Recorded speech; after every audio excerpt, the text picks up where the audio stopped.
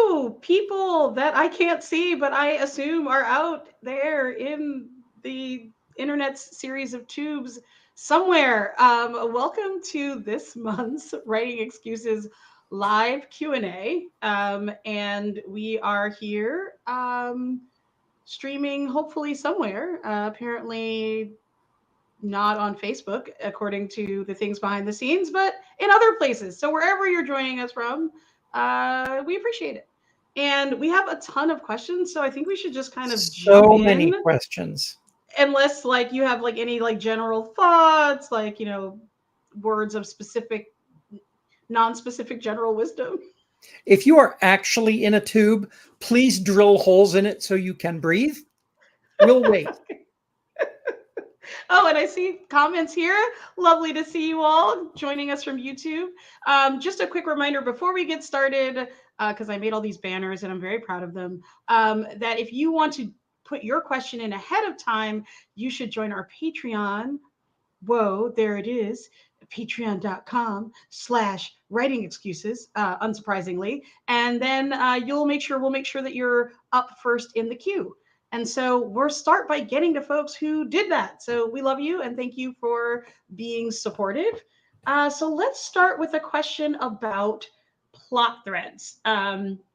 Let's go. This is the sort of question at a glance is this: how do you revise a story for plot without unraveling every single plot thread? And how do you do that? The person is basically talking about the fact that they've got one piece of plot is connected to another piece of plot is connected to another piece of plot. So how do you revise that story and actually change the plot without sort of pulling out a block from the Jenga tower and everything collapses and then you lose? Um, have you We're ever starting solved the easy. Rubik? Have you ever solved a Rubik's cube? No, I failed. I have, and there's formulas for it, and uh, but ultimately the frustration of that and many other kinetic puzzles is when I move this one piece to be in the right place, six other pieces are now in the wrong place. How do I? The more I move things, the more mixed up it gets. Fortunately, solving I need to rewrite my novel. Well, you can't speed cube it. It's not going to happen in a minute and a half. But well, speed cubing would be 30 seconds. But uh, you don't need mathematics to do it. You just need to have some system where you keep track of what each scene is doing so that as you rewrite a scene, you can go to your system. I'm doing it like it's an index card or a post-it note or something. You can go to your system and you can say, oh, I moved this piece. Where is this piece connected? And you look at the rest of your cards. You say, oh, this piece is connected here. So I'm going to need to give that scene some attention. Oh, my editor asked that I remove this character entirely. And by removing them from this scene, I have 18 other scenes that need to be tweaked. Yes, it looks a lot like rewriting the whole novel, but it's easier because even if you had to rewrite the whole novel, it's a lot easier to do the second time around. Yeah. No, something you said just really got me thinking, which is that things feel like they're in the wrong place. Like you move something and it's in the wrong place. So I think that like the one way I like to think about it is that the things are not in the wrong place. They're just resting, waiting to go into the right place. Because I think that's something that you can do. Like I even think about like when you're cleaning a house. Like when you're like, okay, I need to clean everything. I'm gonna, create new spots for these clothes and this piece of junk I found under the bed. Like there's a period of time where you're comparing it to what you had before. So you're comparing it to, even though you know it needs to be cleaned up, you're comparing it to like a somewhat finished looking project. And so all the things that you've taken out, all the clothes that you've taken out of the drawer, all the pieces that you've taken out of the scene feel like they're scattered. But in reality, if you never move things from where they were, they can't go where they need to be. And when I'm cleaning, one of the things I'll do is I'll be like, well, at least I have a spot for all my socks.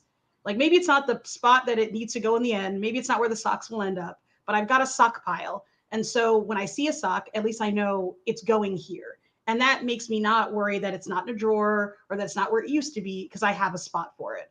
And I think that's kind of what you're saying. Like, similarly, if you create a spot, okay, if I take this plot piece out, it leaves me with 4 questions. What if I forget those questions? Okay, write those questions down and put them in your holy crap, a whole bunch of questions I need to answer file. And then look at that every week and go, oh, is there a spot for these questions to be answered? And so that way it doesn't feel like things are out of place. It just feels like you're moving through a process as opposed to the process kind of moving through and eating you alive, I think. I don't know. I'm trying to think of any other advice for like revising a story for plot. I think the other thing I would say is that you're never revising a story for just one thing. And so one thing to pay attention to is that how are other parts of your story moving forward? Like, even if you need to change this for plot reasons, if you still feel like the character arc is really working, like, oh, I had to get rid of this whole plot thread, but the picture it's painting of the character is so beautiful, then focusing on that can help to keep you grounded. And you'll figure out, oh, I'll slot these plot pieces back in, but at least this character or theme or etc. is really, really working. Yeah. Sometimes feedback from even really good editors and agents can point at the wrong thing. You know, they might say, wow, this plot really isn't believable. We need to change it. When in fact, what isn't believable is the way the characters are reacting to things. And I'm not here to tell you how to communicate with your agents and editors and second guess them, but with beta readers, definitely. Sometimes they know there's a problem, but they're not calling out the right problem. And yeah, you don't need to revise for plot. You need to make the characters themselves believe in the plot, and the reader will come along for the ride. Yeah, that's a great, I know we need to move on, but that's a great point, because I really love, like, one of the things when people give you feedback, one of the things I always like to ask either them or myself is, how do I think they got there? Do you know what I mean? Like, why do I think they think that? So if they're like, this part of the plot is really confusing, then I think, okay, well, where do I think I explained this? Was it here? Like, did I not explain it at all? Then that's why. Or was it here? And then what's going on in that scene? Why do I think people aren't taking from that scene what I want them to be taking from that scene?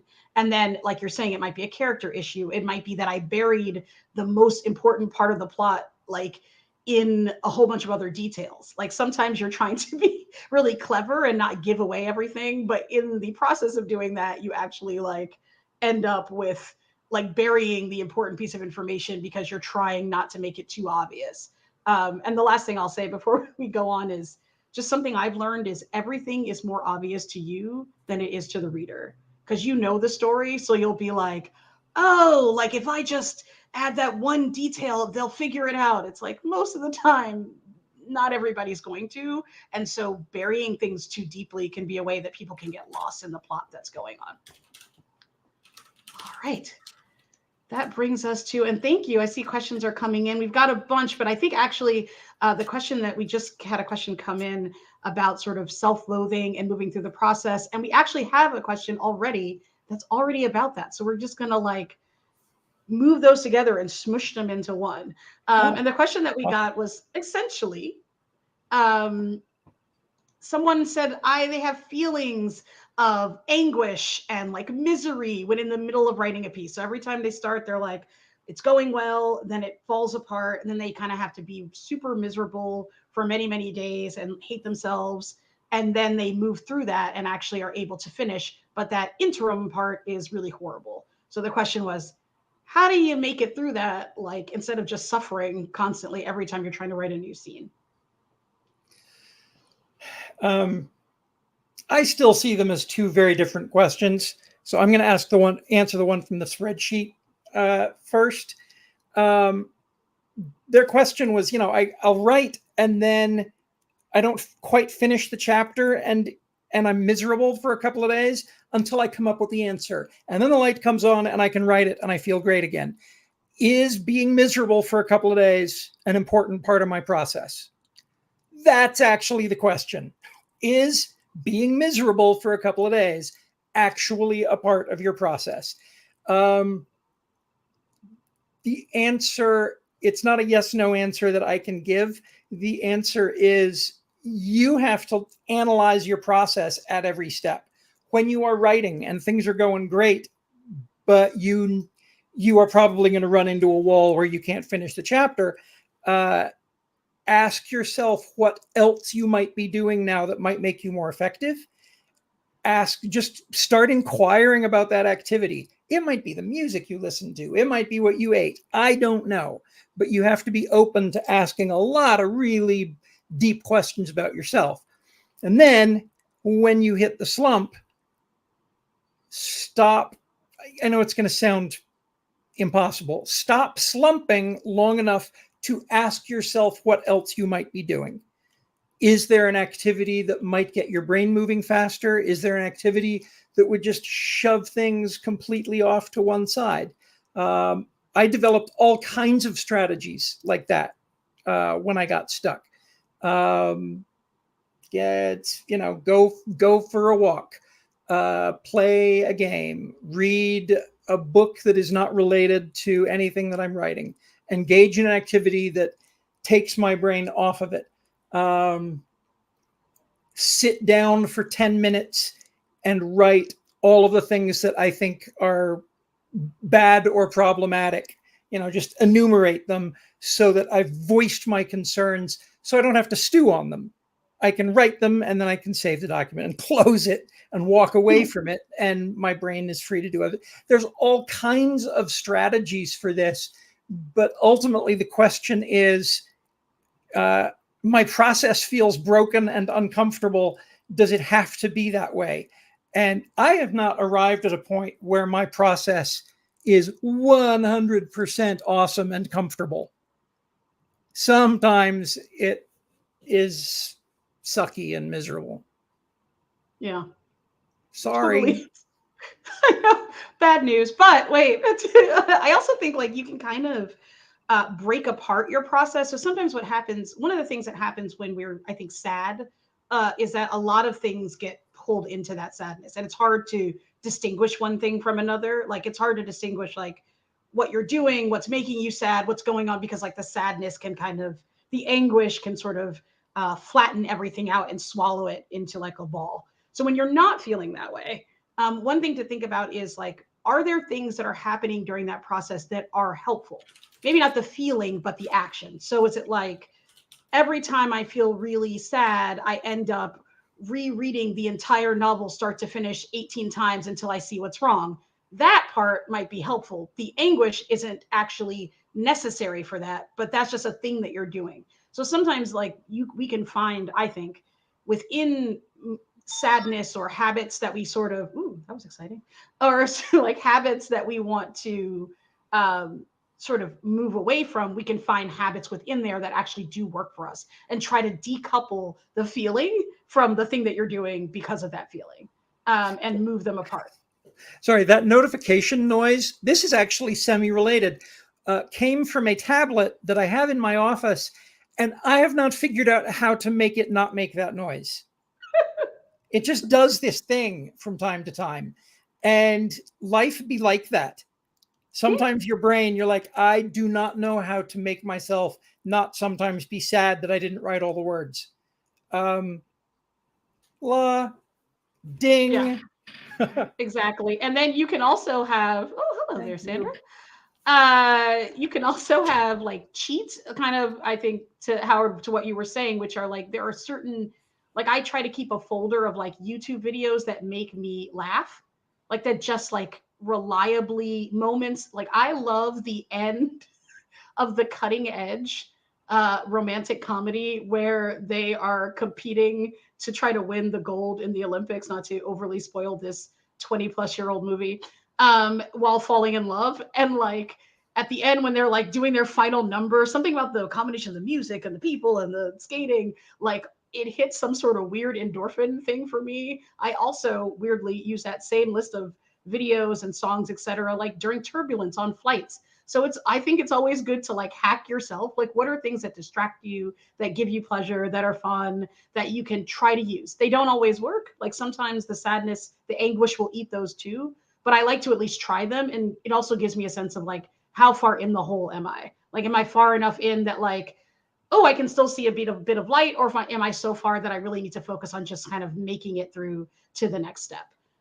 So that's about some of it's just like in your own head, but I think really trying to analyze it when you're not in it. It's like when you fight somebody, sorry, like not like physically fight, but if you're in an argument with like a loved one, usually often it's after that you realize maybe what was really going on. And so sometimes I think when you're outside of the moment is a time to figure out what's going on and then use that analysis to move forward. Yes. Yay, Sandra. We always love Sandra. Let's move to, do you have a favorite question on here? Otherwise, I'll just move through it random. The where to go? The how do you make mental illness seem believable with a first person protagonist? Oh my gosh, that's what I was about to pick. But then I was like, you were about to pick it. You were about to pick it because we share a brain. There you go. That is the, yeah, let's see. Do you have the question there in front of you? This summary is sort of I've got it in front of me. The crux of the question is that beta readers are reporting that the characters' actions and POV and whatever don't seem believable, but the writer knows from personal experience that this is absolutely believable. This is absolutely a thing that happens, and that is incredibly challenging. Anytime you write a thing where you know you've got the facts right, this is just how it works, but you also know your readers aren't going to believe you. The trick that I would use is hang a lantern on it. When the character says, when an event happens, and the readers right there are going to say, "Wait, that's not a real thing. That's not how that goes." Have another character in the story immediately respond with, "Wait, that's not a thing. That's not how that even goes. Why are you doing that thing?" So that the reader feels validated. And then over time, you can correct that character's perception. Oh, that is a thing.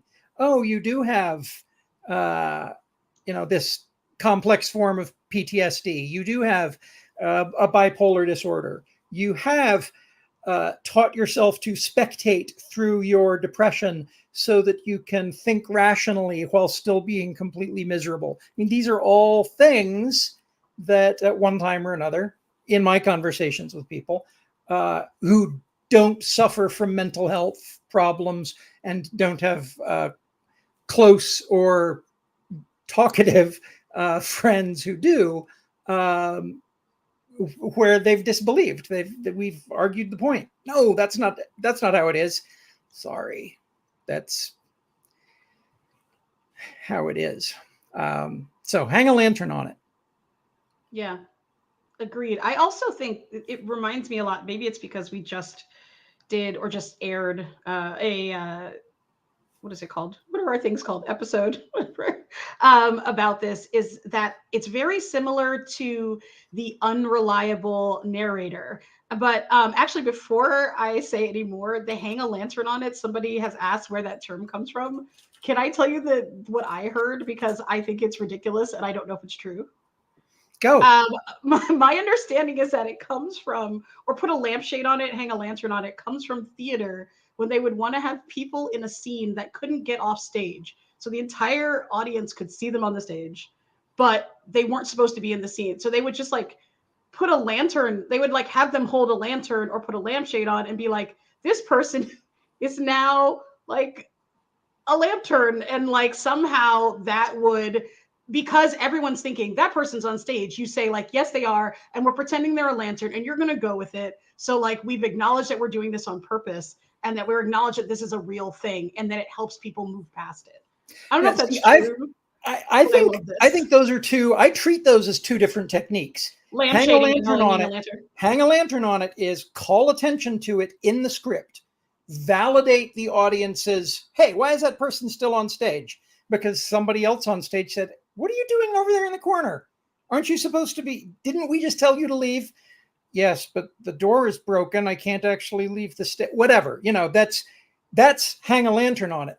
Lampshading is, yes, there's this thing over there in the corner, but by putting a lampshade on it, I am disguising it as something else, and we're all just going to pretend it's not there.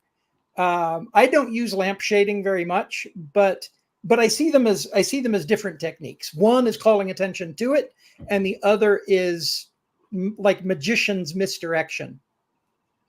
I think I like the idea that they both come, that makes sense to me, from the same weird theater. Like, half the theater was like, they were dealing with the same problem and decided to handle it in two very closely related light, ways without, and went different ways with it. I don't know if that's true. Theater historians, come fight me later. But to talk a little bit about the unreliable narrator, part of what I think that mental illness can create a thing where the way that the character is experiencing things is different than the way the reader would experience them. And unreliable narrators can be doing that intentionally.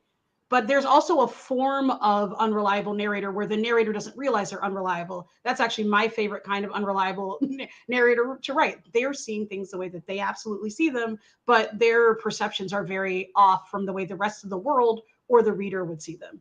And so one of the ways that I try to make unreliable narrators work is to have an authority figure, have somebody from outside who can show the difference between, who can basically play the reader's role in the scene, who not necessarily hangs a lantern on it, but by showing another character's perception. So if you're like, it's such a gloomy day out, it is the worst day that has ever happened. The sky is just, because I'm feeling gloomy. So even though the sun is out, it feels like the light isn't really hitting me. It's not warm.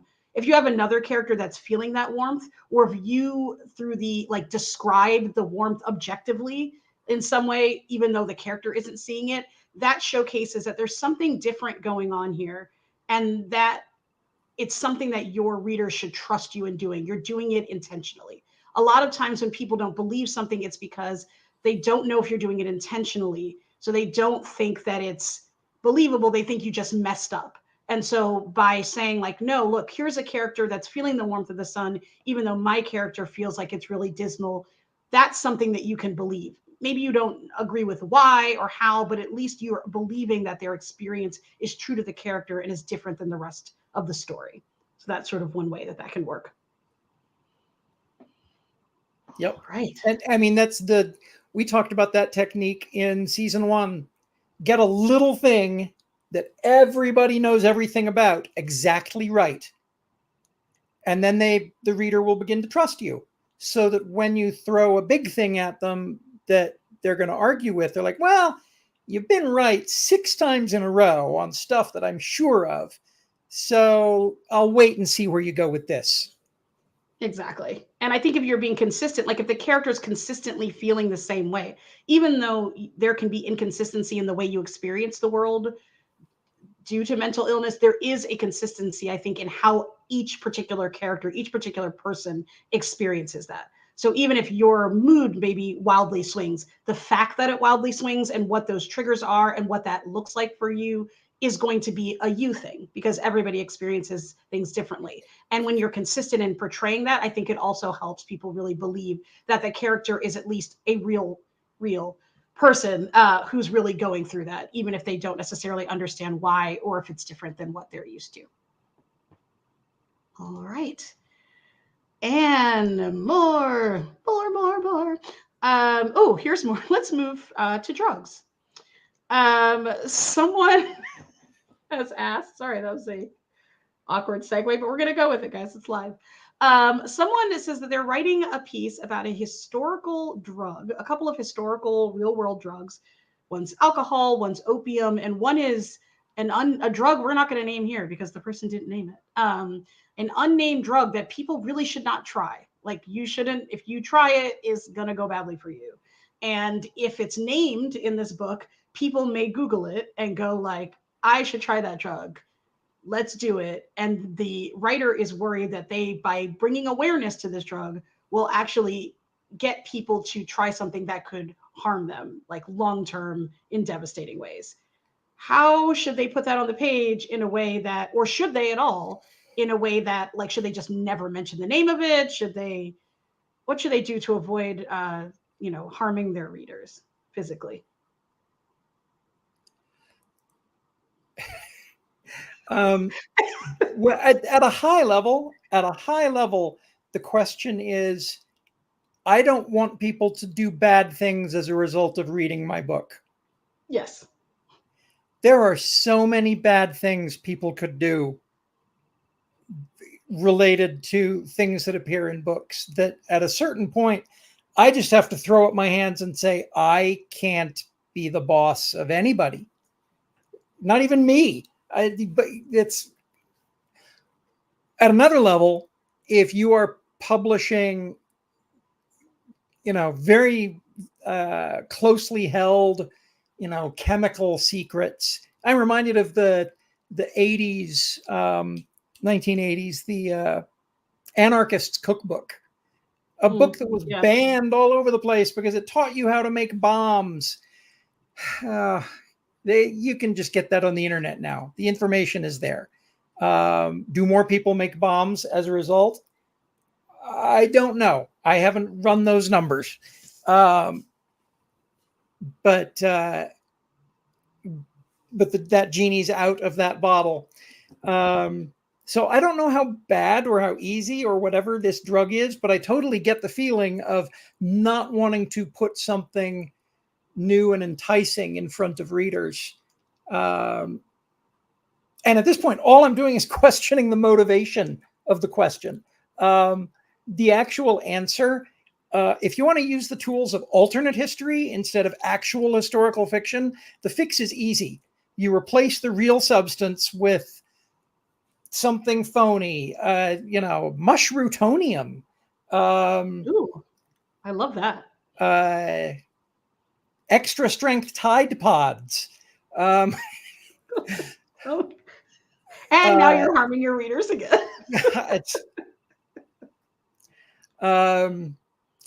He's smoking ambergris. Wow. And you can run parallels to, whatever the rarity and the expense and the legality, illegality of the ingredients. You can run parallels so that the story still works if you need to have this substance as a plot device. But it's completely fictional, and everybody would look at it and say, well, that's not a thing, but clearly in this story, it's a thing. So I'm going to finish this story and enjoy it. But you're lying, just outright lying. And historical fiction tries to be a little gentler on the truth than that. Yeah. I agree. I think my first thought also was like, well, that's why historical fiction is difficult. But I think two other things I would say is, one is, if you can find a historically plausible nickname for the drug, that actually could have been one, but there's no documentation of it, and it's not the focus. So if you have like an 8-page scene where the person gets high on it, it's going to be harder, because then people are going to be like, wow, I really want to know more about this. But if it's just like, I could have had a drink, or I could have, taken the grit. I don't know what the grit is. And like, at that point, you're making it much more difficult. If you basically like don't put a lot of details in about what this third drug is, call it by something that people might have called it, but, can't be tied back to it, then the person who really wants to use that to find a way to do this drug is like that person probably already has done a lot of investigation about drugs, because they're very focused on like getting this one piece of information, but you haven't sort of left it out there. I would say that, like, the one thing you may want to avoid is being too, is it the Streisand effect, where you try not to put attention on something, and because of that, people care more about it? I can't remember if that's what it's called. You demand that the information be removed, and now everybody's paying attention to it. Oh, so it's something different that I'm thinking of. But Yeah. basically, like if you basically make it really intriguing because you won't say what it is, if you're like, don't ask me the name of that horrible murderous drug that no one will talk about, and you make it that a part of the story, then people will be more curious to research it than if it's just like a thing in a list of other things that is happening. So a lot of the other question is like, how important is this to your plot? Is this something that like is absolutely necessary, or is this something where you're like, oh, it's here just to add some historical fact to it, but it's not going to be a centerpiece of the actual story? And so that's a question that's harder for us to answer. Yeah. There's the apocryphal, the old saw about the guy who hides all his cash in the Bible because anybody who will open it won't steal my money, and anybody who will steal my money won't open it. Are people who want to experiment with drugs going to be picking up this genre of book? I mean, are you writing? Uh, are you writing historical fiction for? I mean, for YA, that's a group of people who will experiment with anything if they're given enough instructions. Um, because I don't see a history aficionado or somebody who just loves good historical fiction being somebody who's like, oh, wow, there was something even worse than heroin. I'm going to go make it. And they might, but ultimately, I think there's only so much you can do to Yeah. prevent people from like reading into your work. Ultimately, I think oftentimes when you look at works that have influenced people to like in real life, the things that actually influence folks are never the things you think they are. Like it's like they spent all this time fixing this, but in fact the person was like, this one word made me want to kill. So ultimately, while I think it's really admirable to not want to lead people astray. The other thing to remember is that as somebody who writes historical fiction, you probably do a lot more historical research than everybody else. And so most people might not even go to the lens that you would in order to find this out because they're just going to move on to the next book and hopefully read your next thing that you've got on the docket. All right. Let's go with emotional resonance. I think that was all the way up at the top, which is someone the way this was. Oh no, it was in the middle. I actually love the way this is written, so I'm gonna read this one, which is Just read the question to us. Yeah. sometimes it was really hard. The downside of having so many questions is I can never find them in the list. Sometimes I will finish writing a section and realize that it hits all the right plot points and has all the right bones, but feels very dry and doesn't have any sort of emotional impact, like a Thanksgiving turkey among people who don't really like each other. Produced by incompetent yet overzealous cooks. Great details there. How do I make the special magic gravy? How do I make people feel things harder? I love that last part of the question because it feels kind of tongue in cheek, but at the same time, uh, as a writer who, I mean, my goal for 25 years has been to make people laugh. But see, I can't make anybody do anything.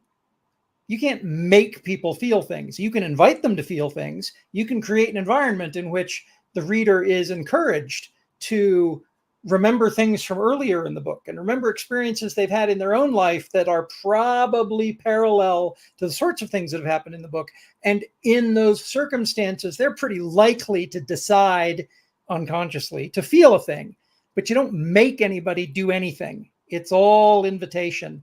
And for me, as a humorist, if I don't laugh at the joke at least a little, I'm not going to make anybody else laugh at it. If you don't feel the thing when you're writing it, then something's missing. I don't know what that is. Magic gravy? I don't know, but something's missing. I will slightly counterpoint that because I often see people on Twitter who will be like, I made myself cry when I read this scene.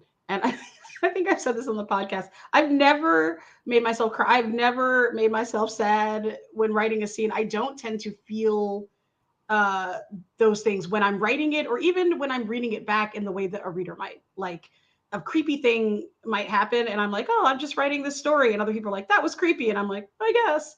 And so maybe I'm dead inside, but also I think it is, if you're being true to the story and the emotions that the characters are feeling, you don't necessarily have to feel them. I think humor and horror are maybe a little bit, it's a little bit harder because those are genres of emotion, like where the emotion is really driving things forward.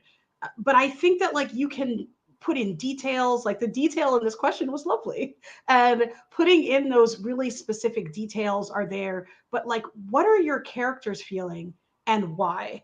And so the what your characters are feeling, like you could go through, for example, in a scene that's not really feeling great, and try to track what are the emotions, what are the emotional beats happening throughout the scene for each character. Like this is the emotional journey character X is on. This is the emotional journey character Y is on. Like in this very small, let's say it's a Thanksgiving dinner scene. Here's what's going on beneath the surface. And then look, have you hit each of those moments? Like if this person is annoyed, did you talk about it for one word? Maybe you need another sentence. Maybe you need another example. Maybe you need another opportunity for that emotion to come through.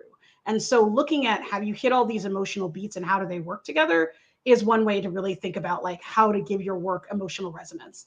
And then just use, look at things that you find that have emotional resonance and be like, where you felt something as a reader, what was it about that moment that made you feel that? Was it the description? Was it the circumstances?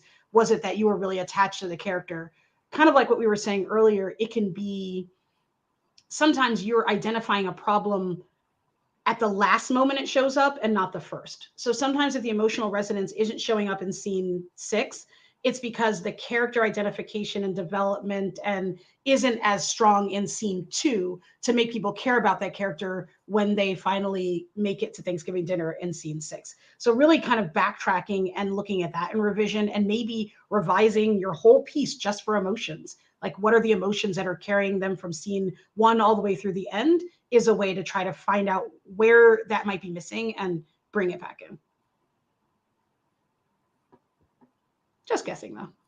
I have a million thoughts about this, and in many cases they all come down to people rarely say what they are feeling. The dialogue, if someone's being annoying, it's got to have, I have to be stepping into a parent position to say, you're annoying me. The things out of my mouth up before that will be, please stop that.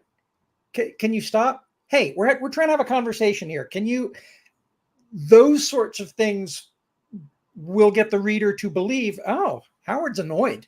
Why is Howard annoyed? Oh, because the man with the jackhammer is in the front entry of the house. Yeah. And also that's an annoying thing. Like sometimes you could play to like things that people will generally identify with. It's like it's why that Save the Cat book like has that theory that if you show somebody saving a cat, like there's certain things that are we're culturally baked into having us like certain emotions go with them.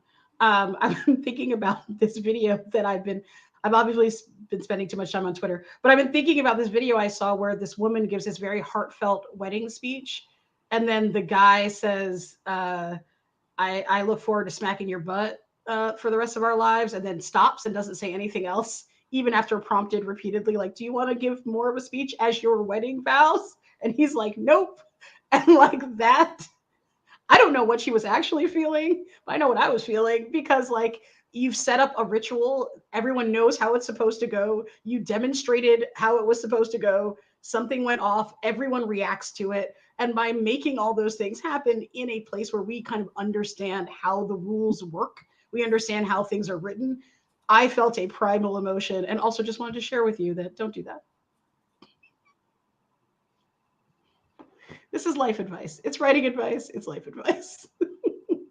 But speaking of the elemental genres, we have a question about humor and horror, uh, which are that this person has beta readers. Some of them are reading this as a horror novel. Other people think it's hilarious.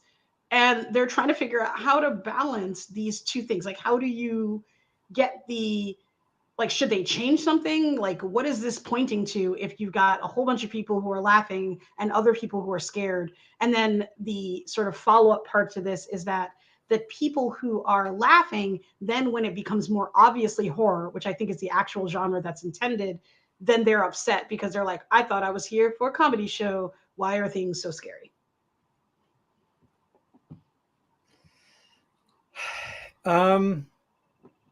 Speaking from the point of view of someone who likes to write horror that has funny in it, I don't see a problem here. I would totally read that.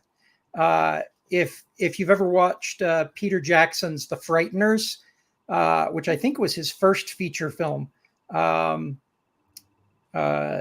Michael J. Fox can see ghosts and is using ghosts to prank people so that he can extort them with ghost removal.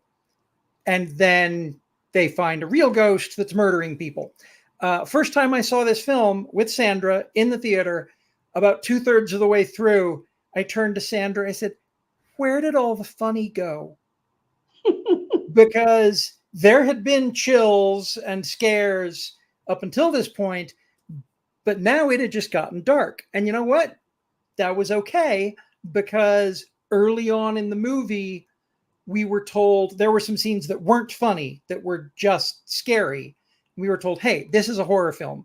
And then we've got some relief of tension, and we've got some fun world building, and it's almost wish fulfillment, except no, this isn't a blessing, this is a curse.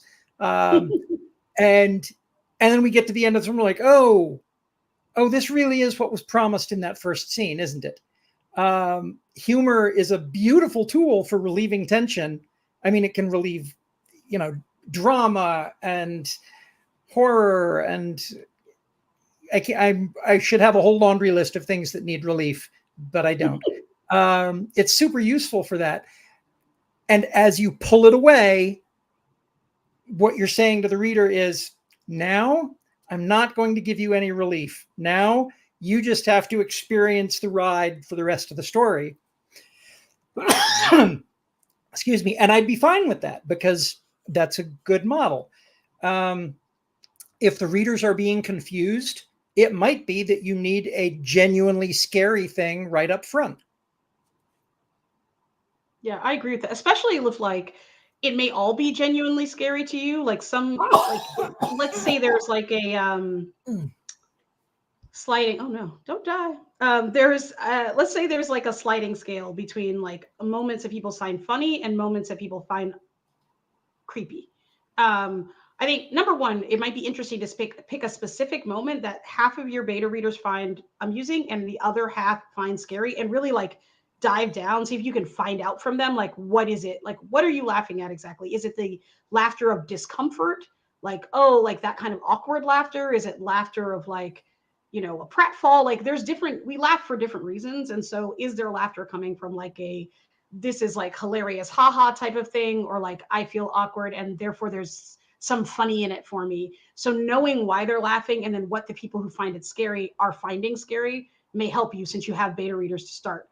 But also, I think like if there's a scale where something could be maybe taken as funny, maybe taken as scary, then you might want to take something that like everyone agrees, even your humor people are getting to a point where they're like, nah, this is just scary.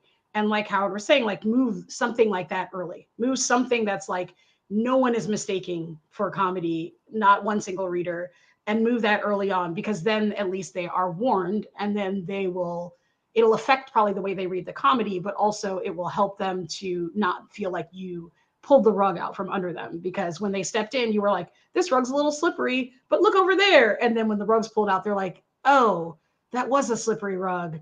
I probably should have paid attention to that, as opposed to, how dare you pull this out from under me when I thought I was on solid ground, in a belabored analogy. Go ahead. Oh my gosh, we only have 15 minutes left. Whoa. We are moving. The humor and horror question is really quite challenging. Without having the text in front of me, there's not a lot I can do. But in many cases, word choice is everything. If you describe a gory scene using metaphor, and the metaphor is chunky salsa, then some people might think it's funny because, hey, food should never be compared to an exploded human. And other people might be like, oh, I can see that. That's gross. That's awful. Whereas if you say, like confetti, except all of it's red and it's wet, now we know it's funny because confetti is not the first place we would go. And making the confetti wet breaks the metaphor. And so, the word choice there is clearly, I want you to feel silly about this horrible thing that happened. If people don't know how they should feel about the horrible thing, look at how you're describing it and pick words to fit what you want to invite them to feel. I almost said make them feel, but no, you don't make them. You invite them. Yeah. Oh, I love that example. Now I'm thinking about chunky salsa for better. I'm reminded there's a scene in the James Gunn Suicide Squad movie where Harley Quinn busts out of captivity, and it's pretty brutal, and there's some splutchiness, and then it gets even splutchier, and it's all done to the "I'm Just a Gigolo" song. It's like a dance number, and then all of the gore turns into confetti and butterflies, and it's magical. But at some point in your head, you realize, oh, are you doing that for me? Or does Harley really love this enough that she stopped seeing it as blood? What's the real message here? I don't know. Maybe it's we didn't want to have an X rating on this movie, and so we had to turn it into butterflies and confetti. I gotta watch that. I have not seen that, but it sounds exciting. All right, we've got 3 more questions in 15 minutes. I think we are we may make it, and actually have room for the question in chat, which we sort of alluded to, but didn't fully get to. And if you have any other questions in chat, feel free to drop them so we can try to incorporate them. Or as noted at the top of the show, join our Patreon where you can put all the questions in ahead of time and we will definitely get to them. I will go to montage next. I'm very curious to see what you think about this, which is somebody's asked, how do you make a montage scene work in a novel? One of the best montage scenes I've ever seen in a movie was in Mr. Nobody, starring Bob Odenkirk, in which we see him going through the same weekly activities, going for a jog, taking out the trash. And we see these things over and over, and the lighting changes a little bit with each day, and we're establishing the monotony of his life. That same exact thing could be accomplished with fiction just by writing a thing and then giving us a line of white space and then writing a slightly different version of that thing and a line of white space and then a slightly different version. And if you want to show growth during the montage, that particular montage is there to say his life has entered a steady state of boring flatness. But if you want to show, the hero getting better at a thing, then each description includes doing something a little better. The example I penciled down real quick here, go get coffee, be confused about the sizes, then a double line feed, and then go get coffee and get the sizes right. And then a double line feed, go get coffee, order exactly what I want, and then realize that there's this huge block of text at the bottom of the menu that I couldn't read before, but now I can read the language, and it says something that unlocks all of the menu options for things that are not coffee. It's not hard to do, but you have to break the idea of I am writing a paragraph, and then I'm writing another paragraph, and then I'm writing another paragraph. And if I'm ever going to stop, it's going to be with a new chapter. You need to play with other physical forms on the page. I also think knowing why, when you mentioned that montage was about boredom, is knowing what you're trying to accomplish with the montage. Is it meant to bring the reader along a specific journey of training, for example? Is it like you really don't want to show every training scene, but you want people to know what the training is? And then maybe it's about, you know, a list, like a list. You can put a list in the middle of a story that's just like things that the character now knows how to do and now understands. You can, there are so many different ways, like, but a lot of it is knowing like why you want it, other than montages are cool. Like I would put a montage in because I'm like, montages are cool, but knowing like, is it that you want to show repetition, in which case you want to like lean into the repetitiveness of the same lines? Is it something that even needs a montage? Like sometimes something that would work visually as a montage could work by simply like alighting or like bringing together a long period of thing into a sentence or two that doesn't actually show the montage, but just gives a sense of the passage of time. You know, it was, you know, 3 months later, blah, blah, blah, blah, blah happened. Like doing a montage means that you want us to experience the feeling of it going on as opposed to it just having been accomplished. And sometimes it's really the accomplishment that's important. And so really thinking about what are you trying to do? What is the emotion you want to bring through? What is the technique that you think will help bring that emotion through? And then use that within the montage scene, like kind of done the way that Howard was talking about. Yeah. In chat, Dr. Wordperson says, this was my question. Guy is trapped in a small town, and I wanted people to go on the journey from picturesque to Groundhog Day horror. Yeah, if you want somebody to take the emotional journey, you can't write a paragraph that says, and for 3 months, I practiced sword skills and came away with 10 new skills and all 10 of my fingers.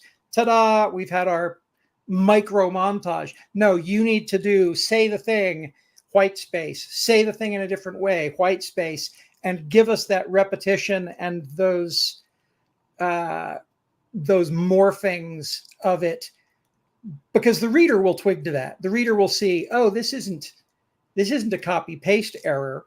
This is the writer doing almost a poem that walks me through the horror of Groundhog Day.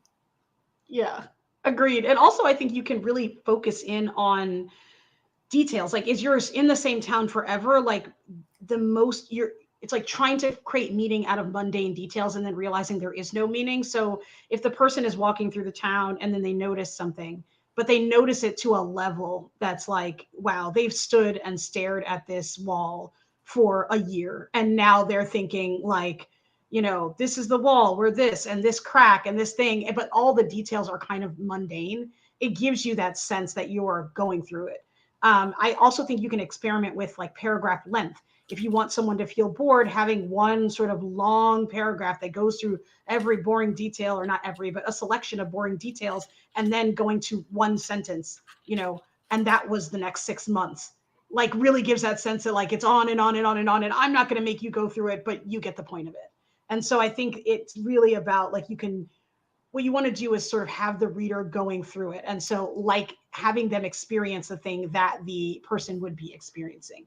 So, you know, you can do it. I see here in the comments, you're asking, like, it could be like, would it be in second person? First you go to the store, then you go to the other store. One way you could do it would be to say like, first you go to the store, then you go to the next store in any POV. And then the next time it's first you go to the store with the guy who stands by the window. Then you go to the next store. First you go to the store, and like that first detail gets longer and longer to show that there's nothing changing except your understanding of what's going on. So a lot of it's just play around and see what works and what actually hits the notes that you're trying to hit for the story. Hopefully that was helpful. 2 more, unless you have anything more about montage. We'll just do a montage of us answering that question even more thoroughly and skip ahead to, can you give your story large-scale stakes without making them about political systems or political change? And if you're here, I hopefully condensed that correctly, because I think when I originally read this, which was, is there a way to have large-scale stakes in a speculative story without it being about politics, like the politics of war and revolution scandal? My initial thought was, well, all stories are political. Like all stories are of the time and place that they are and are saying something about the world, how it is, how it shouldn't be, how it should be. You know, all stories have a message of some sort. But I think you mean like specifically, like how do you not make it about political parties, political events, that are like the large scale political events if your story is about something that's really big. So hopefully that is correct person that was. Aisha. Yeah, short answer, yes, absolutely, you can do this, but also, no, you can't, because anything large scale will impact political structures. And so you might not need to write political intrigue. You might not need to write, the political arguments, but yeah, climate crisis, incoming asteroid, gamma ray burst, epidemic, disruptive technology. There are all kinds of things that don't involve people actually setting out to overturn the existing power structures that would, that would work for big stakes. But the existing power structures, if it's a big event, are going to get overturned, are going to be impacted, are going to react in some way. And that is inherently political. Yeah, I think that it's really hard to avoid the political in any any story that you write. But I also think you can decide where you're going to put the camera, like where you're going to focus your energy. You know, if you want to write about climate change, you can write about a park going, be turning into a desert over time, and all the people who lived in the park starving to death, which is sad. But maybe because sometimes, to be honest, there is no big political change. Like sometimes really bad things are happening in the world, and actually there isn't a lot of political attention to them. I think stories sometimes will make us feel like just because something is important, it's urgent for all the people within the world. But something really important and large scale could be happening in your world that basically the political system around it is ignoring. Somebody's paying attention, but it isn't the sort of like the main political thing. They have something else that they're focused on. There's somewhere else that they're going. And so there's something else that they're doing. And so you're focused on the big change in this one small way. Because even when you have a story about large scale change, we're looking at it through characters, through events, through individual places. We're always making the big scale stakes small because it's hard to, imagine an entire space fleet fighting, but it's easy to imagine one captain trying to save their ship. And so if you focus on that captain's story, then maybe they don't care about the politics. They're just trying to get through. And if they get through and all the other ships get through, then large scale change will happen. So looking at the large scale, like through that smaller lens, can also really help. Yeah. Final two questions quickly. Somebody asked where you can find grants, and this one's for me, so sorry for leaving it towards the end. But I have good news and bad news. The good news is that the question about where to find grants, fellowships, and residencies for writing was so exciting that we did an entire wildcard episode on it, which will air in 2024. It's not helping you today, but it will help you in the future. But the second thing is that there are two places that I often go really quickly to look for things. One is an organization called Creative Capital. It's creative-capital.org. I did not write that up, sorry. But it is a place, they give money out, but what they do that's really important is they have a blog that gives artist opportunities every month that span writing, visual, other arts. And they're a great place to find upcoming fellowships, upcoming residencies, and other grant opportunities. They do a great job of finding a lot of them. And then secondly, there's a place called the Create Daily, like THE and then Create and then Daily. And they also send out like they have a Substack that's free to use if you'd like to, that sends out weekly or I think bi-weekly opportunities in the arts field. So those are two quick ways, but also stay tuned for the episode where we talk about this in much, much, much, much greater depth. Which brings us to all of the comments and questions that we had going into this. I'm very proud of us. And leaves us with the final question that came up in chat, which Howard, I know you had a thought about, so we will close it with that.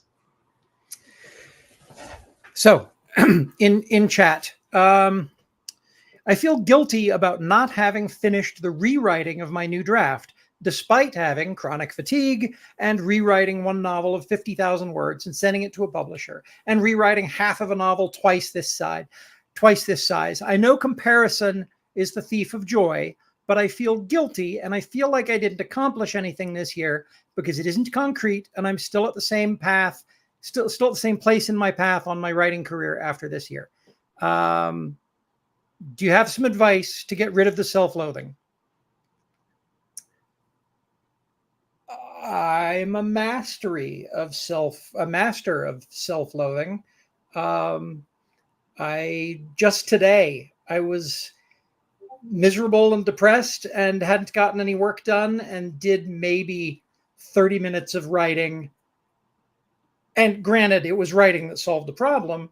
And I felt better. And I realized, wow, I seem to have slaved is the wrong word. I seem to have lockstepped my sense of value, self-value, to how much I've produced.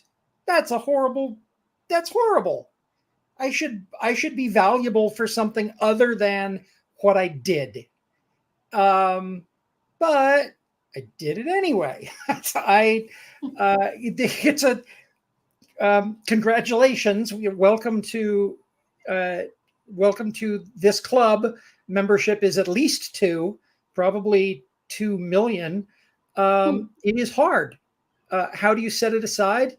Sometimes it helps to just write down the thing that you've done as if it were a task, and then put a check mark next to it. Ta-da! The dopamine of check mark. There are a million little brain hacks like that you can use to help you feel better about the things that you've actually accomplished, and not feel so bad about not having made as much progress in one path as you think you should have. Yeah, agreed. I think like celebrating your wins, tell yourself about the things you've done as if you were somebody else, and then celebrate them as if somebody else told you, if that makes any sense. Like, we are so kind to our friends and often so mean to ourselves. And so celebrate your stuff as if you were telling a friend about your accomplishments, and then say, oh my gosh, if a friend came to you and told you they did this, you wouldn't tell them what they hadn't done. You would be excited about what they had done. And it's hard, but I try to like treat myself that way. And then I also say, like, it's hard, and maybe this is a good way to stop. This is our last Q&A of the year of like 2023, but also years are a thing we kind of made up. Like the fact that this is when the year turns. Don't let artificial markers of other people. At this time of year, you'll see a lot of people talking about what they have done, what they plan to do, resolutions, people really coming to terms with the things of the last year, but really it's just artificial. And I know that sounds like it's easier said than done, but it doesn't mean nothing is different on December 31st from January 31st. We're always on a journey. We're always like doing something, even if we're just thinking or living or staying in the fight or not succumbing to, despair. Whatever it is that you're doing, it's worth it. And the fact that one particular marker has sort of changed doesn't mean that what you've been doing is any less worthy, and that what you are planning to do or will do in the future is any less exciting. That we are over time slightly. Sorry, y'all. Thanks for sticking with us. Have a great holiday season. And, even though it's all artificial, have a great month, whatever you're doing with your month. And we will hopefully see you back here in January. You don't have to decide that the end of this calendar year is the end of something for you and the beginning of something else. You can decide at any arbitrary point that today is the first day of the last of your life. No, wait, the rest of your life. Be more optimistic. Make your own arbitrary marker. You don't have to choose ours. Yeah, and tell us about it, and we will celebrate you like you are a friend, because we love y'all. All right. Bye, everybody.